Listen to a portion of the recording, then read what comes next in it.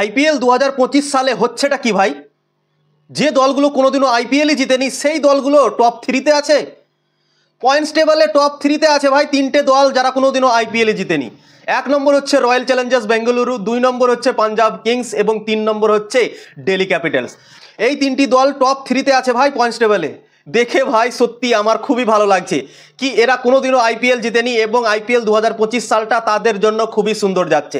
Royal Challengers Bangalore ভাই অসাধারণ cricket খেলছে এবং পাঞ্জাব কিংসও অসাধারণ ক্রিকেট খেলছে, তারাও দুটো ম্যাচ জিতে গিয়েছে এবং দিল্লি ক্যাপিটালসও অসাধারণ ক্রিকেট খেলেছে, তাবড়তোড় খেলেছে এবং তারাও দুটো ম্যাচ জিতে গিয়েছে। এই তিনটে টিম ভাই কোনোদিন আইপিএল জিততে পারেনি এবং পয়েন্টস টেবলে নাম্বার 1, নাম্বার 2, নাম্বার 3-তে আছে। তো আমার ভাই সত্যি ভালো লাগছে, কেননা এই তিনটে দল 18 বছর আইপিএল চলছে এবং এরা কোনোদিনও আইপিএল জিতেনি।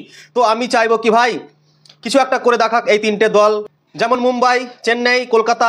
মুম্বাই জিতেছে 5 বার, চেন্নাই জিতেছে 5 বার এবং কলকাতা জিতেছে 3 বার। আর এই সময়তে যে তিনটে দল পয়েন্টস টেবলে নাম্বার 1-এ আছে তারা কিন্তু একটাও ট্রফি জিতেনি।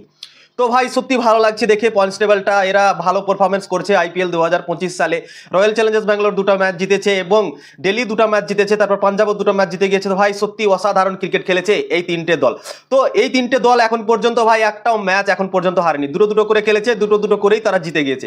দারুণ লাগছে পয়েন্টস টেবল দেখে। এবং কালকে ম্যাচ হয়েছে 27 কোটি টাকা এবং 26 কোটি 75 লাখ টাকার মধ্যে, এবং বাজিটা মেরেছে 26 কোটি 75 লাখ টাকা।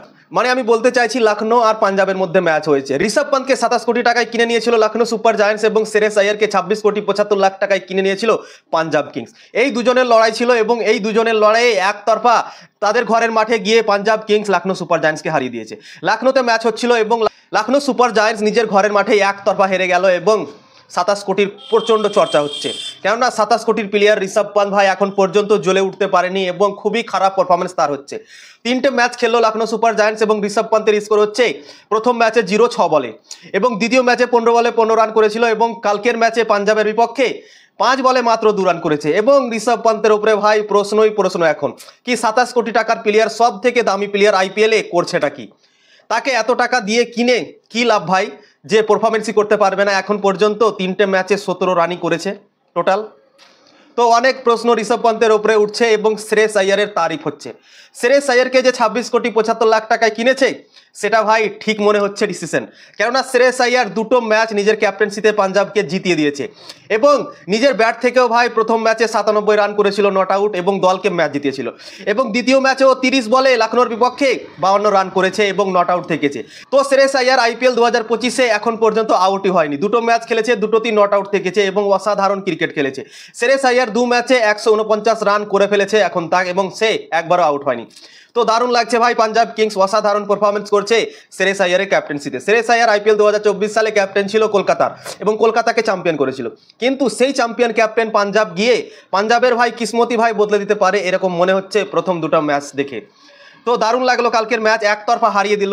লখনৌ সুপার জায়ান্টস প্রথমে ব্যাটিং করে 171 রান করেছিল 20 ওভারে এবং সেই রানটা পাঞ্জাব কিংস 2 উইকেট হারিয়ে 16 ওভার 2 বলে চেস করে গেল 172 রানের টার্গেটটাকে এবং অসাধারণ একতরফা ক্রিকেট খেললো পাঞ্জাব কিংস এবং লখনৌ সুপার জায়ান্টসের মাঠে গিয়ে পাঞ্জাব কিংস লখনৌ সুপার জায়ান্টসকে একতরফা হারিয়ে দিল।